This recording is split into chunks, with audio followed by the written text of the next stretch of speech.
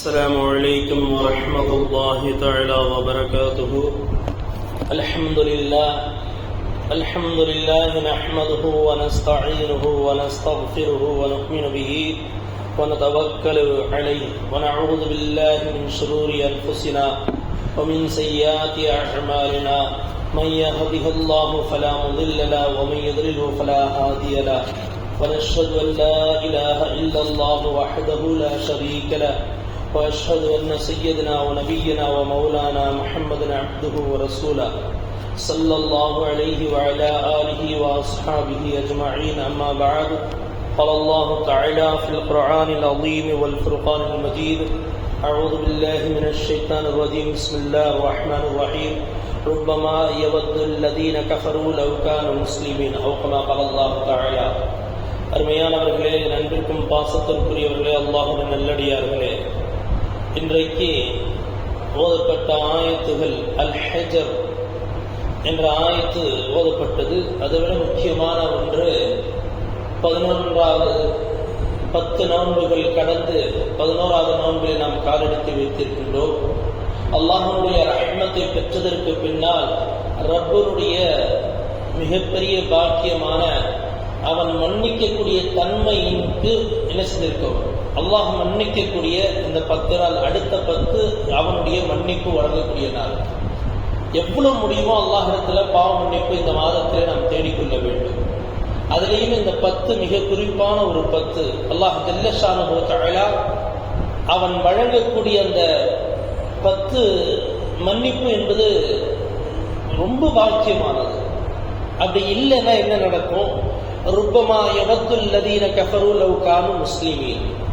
இந்த காஃபிர்கள் எல்லாம் அல்லாஹ் ஜல்ல ஷானஹு வ தஆலா நரகத்துல போட்டதுக்கு பின்னால் அந்த நரகத்தில் அவர்கள் முஸ்லிமியை பார்த்து சொல்வார்களா, நாங்கெல்லாம் முஸ்லீமாக ஆகியிருக்க கூடாதா, நாங்கள் என்ன செய்யக்கூடாதா, முஸ்லீமாக இருந்திருக்க கூடாதா என்று நரகவாசிகள் அனைவர்களும் முஸ்லிம்களை பார்த்து இந்த வார்த்தைகளை சொல்லிக் கொள்வார்களாம்.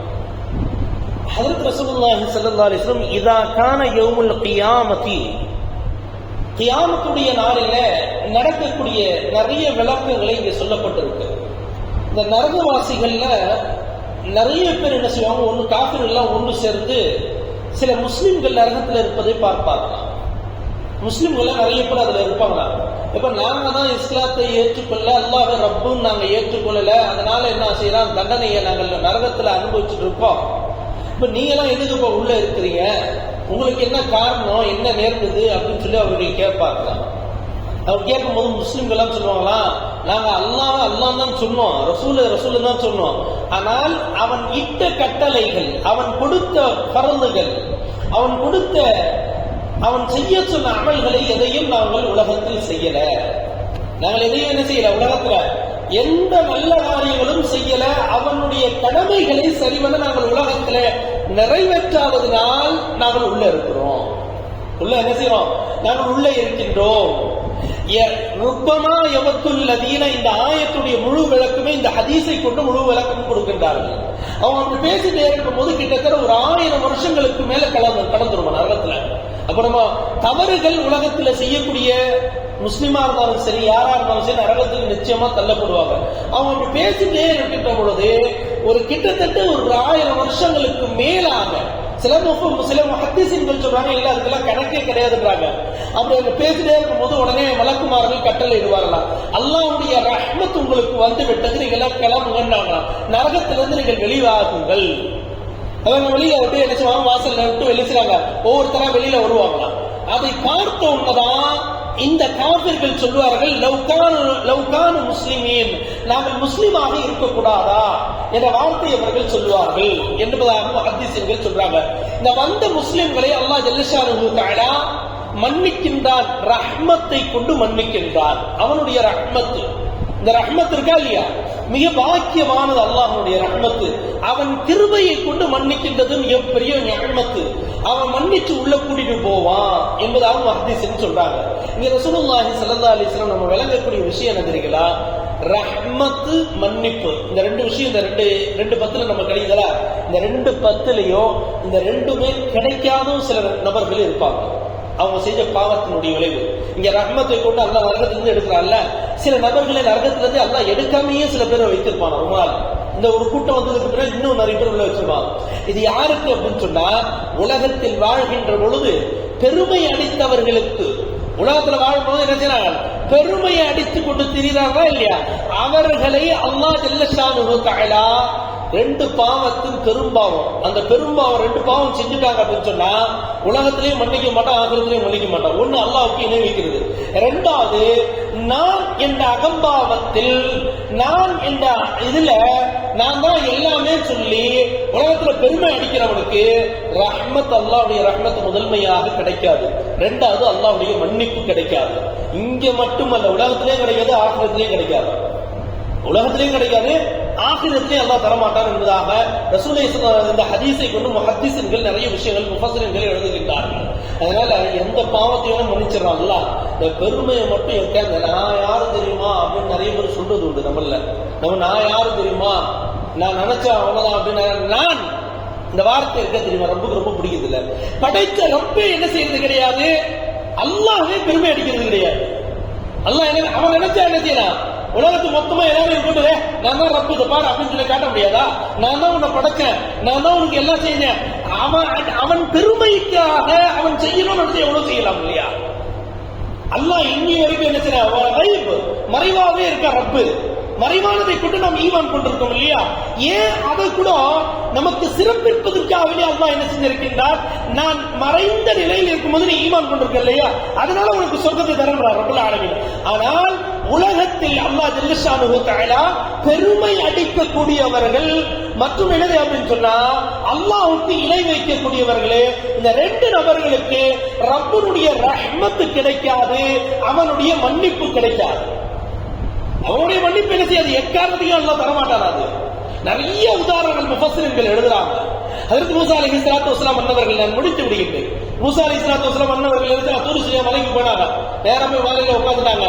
அல்லாஹ் நான் என்ன செய்யணும், இந்த ஊர்லயே இருக்க மோசமான ஒருத்தரை நான் பார்க்கணும், நான் பெருமை இல்லாத மனிதனுடைய பாவத்திற்கு கிடைக்கக்கூடிய அந்தஸ்துகளை நான் இங்கே சொல்ல வருகின்றேன். நான் இந்த ஊர்லயே மோசமான ஆளை நான் பார்க்கணும், அவங்கள பார்த்து நான் என்ன செய்யணும் அப்படின்னு சொன்னா அடையாளம் விடுவேணும். அவன் மோசமான ஆளை நீ எனக்கு காட்டினாங்க. அல்லாஹ் சொன்ன கீழே இறங்கினாங்க, கீழே இறங்கிட்டாங்க, ஊருடைய எல்லையில போய் நிக்க சொன்னா நீங்கிட்டாங்க.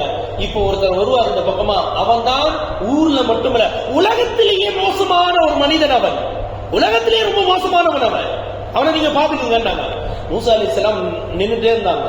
அவன் வந்தான், வந்தப்பா ஒரு குழந்தையை அழைத்துக் கொண்டு ஒரு மனிதர் வந்தார், சின்ன குழந்தை. ஒரு முஃபஸ்ஸிரின்கள் எழுதுறாங்க அந்த பிள்ளைக்கு 5 அல்லது 8 வயது இருக்கும். ஒரு குழந்தையை அழைச்சிட்டு அப்படியே வந்திருந்தார். வந்திருந்தோம் மூஸா அலைஹிஸ்ஸலாமுக்கு கோவம், அல்லாஹ் நீ ஊன்னு சொல்லு, வாளை எடுத்து இவன் தலையை வெட்டிக்கிற, மூஸா கொஞ்சம் பொறுங்க அப்படின்னாரு. மூஸா பொறுமையா இருக்கு அப்படின்னாங்க.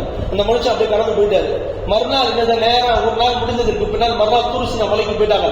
அல்லாஹ் நான் இந்த ஊர்லயே, நான் நபி, என்னை விட்டுறியா அல்லாஹ், நான் உன்னுடைய நபி, என்னை விட்டுட்டு இந்த ஊர்லயே மிக நல்ல மனிதர், வலி என்ற அந்தஸ்து பெற்ற உனக்கு பிரியமான சாலிஹீன் என்று சொல்லக்கூடிய அந்த மனிதரை நான் பார்க்கணும். நான் என்ன செய்யணும், அந்த மனிதனை நான் பார்க்கணும், எனக்கு காட்டியா அல்லாஹ் அப்படின்னு.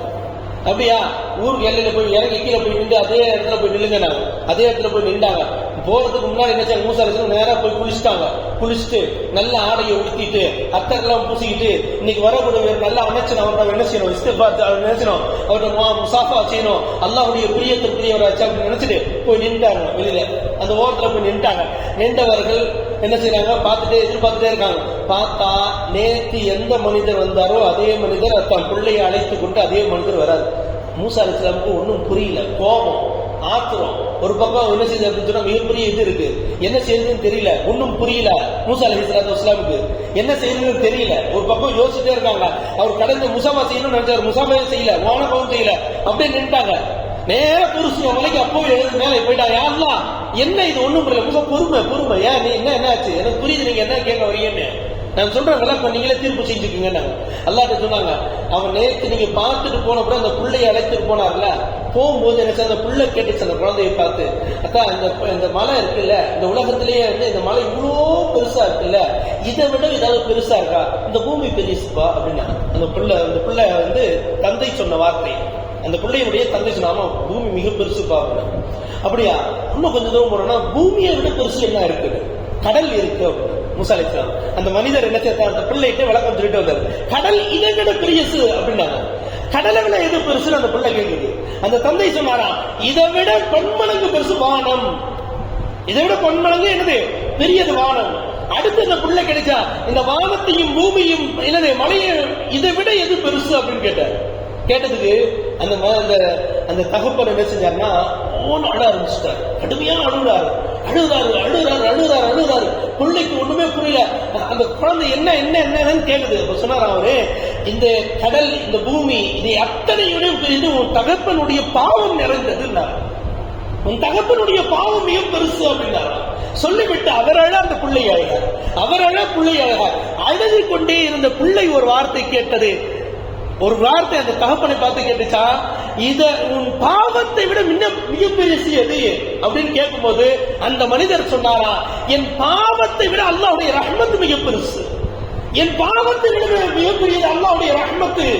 அல்லாஹ் ஜல்ல ஷானுஹு தஆலா இந்த வார்த்தை கொண்டு ஆனந்தம் அடைந்தது விட்டது மட்டுமல்ல, மூசாவுக்கு சொன்ன, மூசா நான் என்ன செய்ய சொல்லு, தீர்ப்பு நீயே சொல்லு. நான் அவரை வழியாக மாற்றி விட்டேன். உலகத்திலேயே மிக சிறந்த மனிதராக அவர் மாற்றி விட்டேன். அவருக்கு நான் ஹிதாயத்தை கொடுத்து விட்டேன். அவருக்கு நேரான வழியை நான் வழங்கிவிட்டேன். உலகத்தின் செல்வங்கள் எல்லாம் அவனுக்கு நான் கொடுத்து விட்டேன். எல்லாத்தையும் நான் அவனுக்கு கொடுத்துட்டேன் அப்படின்னா. அருமையானவர்களே, அவர் செய்த பாவங்களை எழுதக்கூடிய முஃபஸ்ஸிர்கள் பெருமை எடுக்கிற, அல்லாஹ்வுக்கு மாறு செய்யல. அதை தவிர்த்து ஜினா, விபச்சாரம், கொள்ளை அத்தனையும் அவர் செய்து இருக்கின்றார். எல்லாமே எல்லாம் மன்னிச்சிட்ட ஒரே ஒரு வார்த்தையை கொண்டு. ஆனா உலகத்தில் மன்னிக்க முடியாத ஒரே வார்த்தை, அல்லாஹ்வுக்கு பெருமை அடிக்கிறது பிடிக்காது. இது பெருமை அடிச்சிட்டான் அப்படின்னு சொன்னா உலகத்துல என்ன செய்ய ரப்புல் ஆலமீன் ரெண்டையும் என்ன செய்ய, ரஹ்மத்தையும் கொடுக்க மாட்டான், அவன் மன்னிப்பையும் கொடுக்க மாட்டான். அவருடைய நிலைமையை தான் ருப்பமா யவத்துல் லதீன கஃபரு லவ் கானு முஸ்லிமூன், காஃபிர்கள் கேட்ட வார்த்தையை தான் என்ன